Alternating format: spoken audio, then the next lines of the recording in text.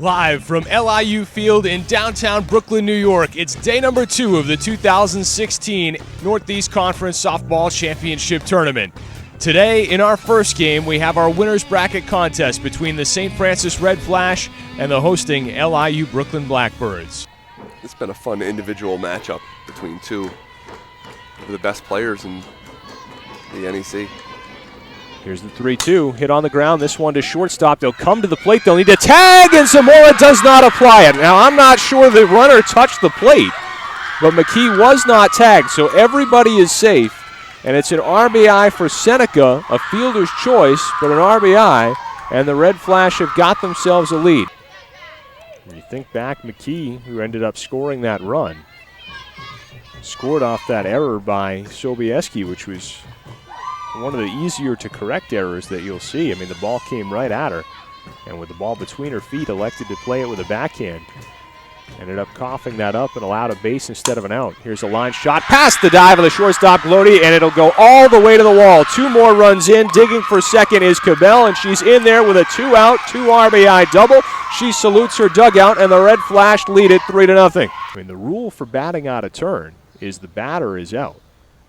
And there is some eye rolling going on in the Blackbird dugout there. I was going to say, Cortman walked away from that meeting early. So what have we got here? We're going to call number 8 out for failing to bat because he said 19 running for 2, 19 hitting for 2. That's how I gave it here. Okay, so number 8, who should have batted, is out, and we are moving the runners back. 2-2 the count as Sobieski gets ready to fire. And Wittes hits one on the ground and no play. A run will score. Mulholland was drawn in, so Glody was the only one that could go get it. Can't make a throw from where she got to it, so it's an RBI infield single for Wittes, and it's a 4-0 lead for the Red Flash. She pitched so well against the Colonials in the regular season. She gets the nod. Pitches great yesterday, and here she is in back-to-back performances. Lopez out after the first one. Not a chance. Gone to straightaway center field. Lopez getting a few things off her chest with that swing. Wow. And LIU Brooklyn finally on the board for real. Yikes, and that is exactly what the Black Bears needed. And give Gospodarek credit, this might be the only chance they have to swing for a tie. Who knows what might happen next inning? You might as well take your shot right here. And she lines one through the right side. They're going to send the runner. They'll get all the way to the wall. So 1 run will score. They'll have a legitimate chance at a second. There will be no throw. A 2-run, 2-out double by Gospodarek, and it's a 1-run game in the 6th. St. Francis utilizing their 3rd pitcher of the day. Santai going 5+, DeVries going 2/3 of an inning, and Lothers now has gone 2/3 as well. 1-2 pitch, swung on, laced to right field. That's going to get down and into the gap. The tying run is in, and here comes West, and the Blackbirds have the last laugh on the walk-off hit by Victoria Zamora, and it's LIU Brooklyn staying in the winner's bracket and advancing to championship Saturday. All's well that ends well in Brooklyn. the winning head coach, Roy Cortman from LIU Brooklyn. Coach, congratulations. That was a high-drama win. What's going through your mind there at that last at-bat when Zamora's up? Well, look, I have a lot of confidence in my kids, and they battled all year. We've had a lot of come-from-behind wins, and Vic's a sophomore, but she's been playing with the seniors since the day she walked on this campus, so I had a lot of confidence.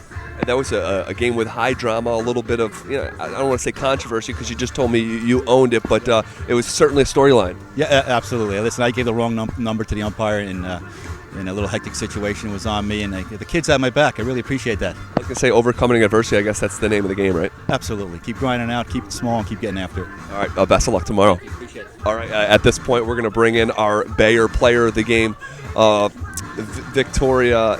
This is just a tremendous spot for you, a high moment in your career, I would imagine. Congratulations. But what was going through your mind there on that last at-bat? Well, I knew we could do it as a team. We've rallied from behind a lot of times, and I knew my time was going to come, and I'm glad I could push through for my team. Your coach told me during the week he always tells you to think small. So you're in a huge spot at that last at-bat. You're totally in the moment, though, right? Yes, we've talked about it at practice to envision that there's no one on, there's no crowd around, there's no noise, and you get so centered in to that, you just blank out everything else, and it's just you and that pitcher. Well, congratulations. You came up in a huge spot for your team, and you're in the championship game, so best of luck. Thank you. All right, our Bear player of the game, Victoria Samoria. John, back to you.